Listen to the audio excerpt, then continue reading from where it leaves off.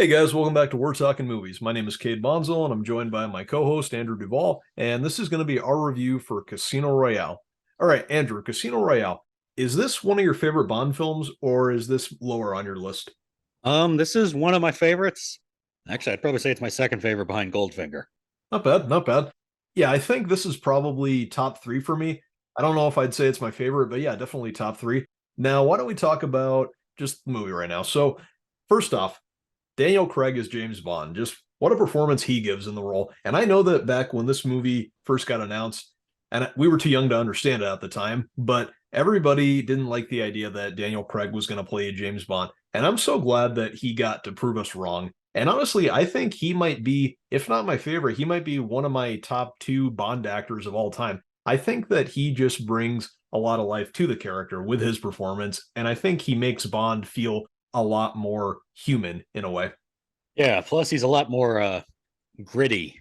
I think is the best way to describe it. Is and this goes for the rest of the Daniel Craig Bonds, but there's a lot less gadgety gimmickry tree in his movies. It's a lot more simplistic and physical. Like there's a lot more hand to hand and more basic weaponry. And I think that actually is a nice change of pace for the Bond franchise. And I think Daniel Craig is the perfect guy to give it socks. Yeah, of course. And I think what's also great in his performance, not just with this movie, but the entire franchise that he's done, I think that this Bond definitely had the most development as a character. Yeah, because holy crap, does he get put through the ringer in his franchise? He absolutely does. Like a lot of people that he either respects or cares about gets killed right in front of him. Yeah, and it definitely helps him develop as a character. And if you look at it, at the beginning, especially in this one, like let's just talk about his development in this movie. So at the beginning, he starts off as this sort of cold-hearted and ruthless and kind of arrogant agent who's just on a mission. But as the movie progresses, he evolves into this more human character. And I think that that was a good touch, and like it was a nice touch for the film because it reminds us that yeah, he is a character and he is this agent who is essentially supposed to kill anyone in his path who he has to get the mission done. But what it helps us remember is he is human, and the movie does a great job portraying that. Yeah, it almost kind of feels like Bond sort of grows up and matures a little bit in this one. Because in the beginning of this movie, he's pretty reckless and kind of rebellious and kind of thick, kind of strong headed, shall we say. Yeah, he is. A lot of that comes from Daniel Craig's performance. He just plays the development part so well in that. Yeah, like definitely. Again, I wouldn't say Daniel Craig's my absolute favorite James Bond. He's definitely my second favorite. I still am partial to Sean Connery, but Makes sense, makes sense. But yeah, aside from Daniel Craig's performance as Bond, one other actor in this movie who I think deserves a lot of credit is Mads Mikkelsen as Le Chiffre. I think that he just gives a powerful performance in this film. He might be one of the best Bond villains in the entire franchise. And here's why I say that. He's not another whack job or terrorist mastermind who wants to take over the world or destroy it or anything like that. He simply is just wants to survive. He's a banker who lost a lot of money for terrorists, and he simply just wants to win it back so that he can survive. It's not a huge, massive plot. He simply just wants to get the money so that he can live. And Mads Mikkelsen does a great job playing this intelligent and kind of, at times kind of cowardly villain. And he brings that much life to the villain, and he brings as much life to it as Daniel Craig brings to Bond. So yeah, I credit Mads Mikkelsen for his performance.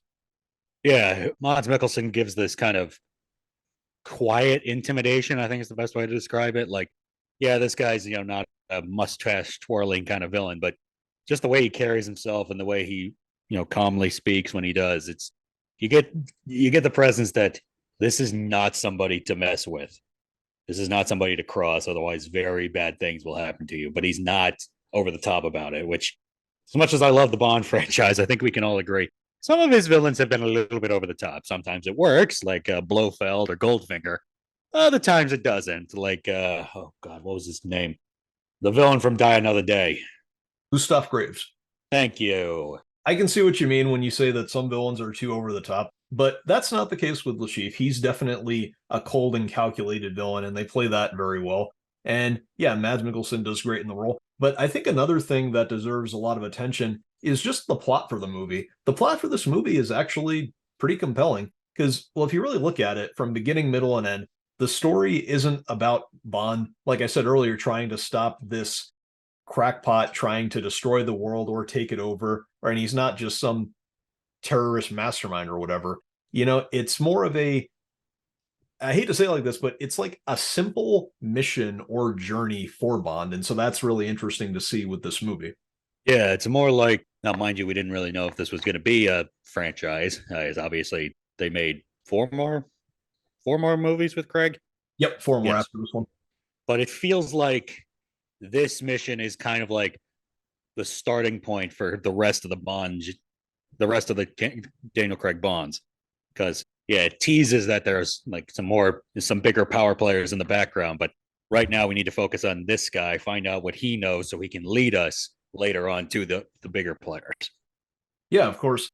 And also, one of the things that the plot does really well is portraying a younger Bond, because I think that having a younger and less experienced Bond on a mission is a great way to explore how flawed of a character he really is. Yeah, the kind of inherent loneliness and that comes with being a spy, and the fact that Vesper does a very good job at kind of bringing that out of him and filling it to a certain extent, which kind of makes her passing at the end of the movie all the more tragic. Yeah, of course. And another thing about the plot that I really like, I really love how the story utilizes the gambling scenes, because obviously gambling is a huge part of the story, Casino Royale. But I think that it's done really well because the gambling scenes, they always feel very tense, especially in the later part of the movie where he's battling Le Chiffre in their gambling sessions. And I think that they're portrayed so well and they're done so well, and they just feel so intense, and it keeps you invested as an audience member. Yeah, and as somebody who really loves playing cards, they did a pretty good job at that. Again, holding the tension. Now, this is poker they're playing, correct? Yes. Okay, because a bit of a fun fact, in most Bond movies, when they're playing cards, they're playing something called baccarat, which is actually not poker. It's kind of like an Asian cousin of poker. Yep. But yeah, aside from the gambling parts, one thing that I think deserves a lot of credit is the action in this movie. The action in this movie is just fantastic. And obviously, it's not nonstop action, thank God. It's not just gunfights, car chases, and explosions throughout the entire movie, which is nice. But yeah, the movie has not a whole bunch of action, but it has limited action, but I think it's explored very well. Like the opening chase sequence where Bond is chasing that guy, they're doing the free running, and then he's just chasing him to get that bomb and also his phone. That opening chase, that the action in that scene is just so well done. Oh, that's one of the best opening chase scenes in film history, in my opinion. It is amazingly choreographed, beautifully shot. It's just yeah, it's not nonstop action, but when we do get it, it's shot very well. It's staged very well, and everything feels very, very punchy. Like I said at the beginning, this is a much more gritty version of James Bond. Exactly.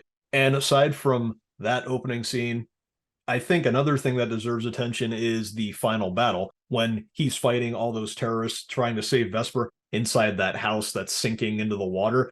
That was actually, I think, when I first saw the movie, I thought that was such a very inspiring idea for a location where to have a big showdown.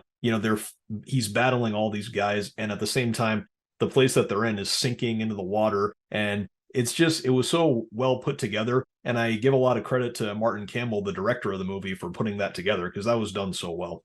Yeah, again, it's a very well done, and I really like the action in this movie, and I really just like this movie in general. Is the best way I can describe it. Yeah, me too. And another thing, another highlight about the movie would have to be the relationship between Bond and Vesper. I think that Vesper really helps shape Bond into the character that he's supposed to be. And it really shows you the significance of her character, not just in this movie, but I think also just in the franchise in general. Yeah, I completely agree. I feel like, how do I want to put this? I feel like she has a bigger impact on him than most Bond girls do in the previous movies. Yes, agreed. And I think that what really helps benefit that is the chemistry that Daniel Craig and Eva Green have together. Their chemistry just felt so believable, and it really brought a lot of heart to the movie as well. It really did, and I like how they revisit that later on in the franchise in No Time to Die. Yes, I'm glad that they revisited that. That was nice to see. But yeah, why don't we get into our cons with this movie? Do you have any in particular? Um, it's a little long in the tooth. This is what, 2.5 hours? Yep, about 2.5 hours. I feel like they maybe could have cut a little bit out of the middle, but other than that, no, I don't really have too much negative to say about it. I thoroughly enjoyed this one. I do too, and I don't have many cons with it either. But honestly, here's my biggest con. When you were just talking about how you think it could have been shorter, the section of the movie that I think could have been cut down a little bit more is the third act of the movie, and this is where I get into it. So to me, the third act spends too much time kind of hinting at the possibility that Bond might settle down with Vesper and leave his life as an agent behind. It tries to imply that he's gonna move on from all this, even though he's supposed to be at the beginning of his career, as it implies in the movie, of being an MI6 agent. But, and obviously we were too young to understand this at the time when the movie came out, but I think diehard Bond fans probably had an idea, like when they saw it, when they saw that the movie was trying to, hint at that idea that he was going to move on. I kind of doubt that anyone actually bought that when they were watching the movie. Yeah, especially because there's only been one Bond girl that Bond settled down with, and she didn't last very long. So Yeah, but that's just my biggest con. Otherwise, I don't have any big issues with this movie. I guess maybe it is kind of long. It's a little longer than it needs to be, but no, it doesn't ruin the movie at all. But yeah, I think this movie is just fantastic. It's definitely one of my favorite Bond films. But what would you give it on a scale of 1 to 10? I'm going to give it a 9. Again, this is one of my favorite Bond flicks, in my opinion. It just makes me all the more disappointed that we followed up this great Bond movie with Quantum of Solace, which was not one of the good Bond movies. Well, I only bring this up because of what, the world is dealing with right now. Remember, that movie happened during the writer's strike back in 2007. That would explain a lot. Yeah.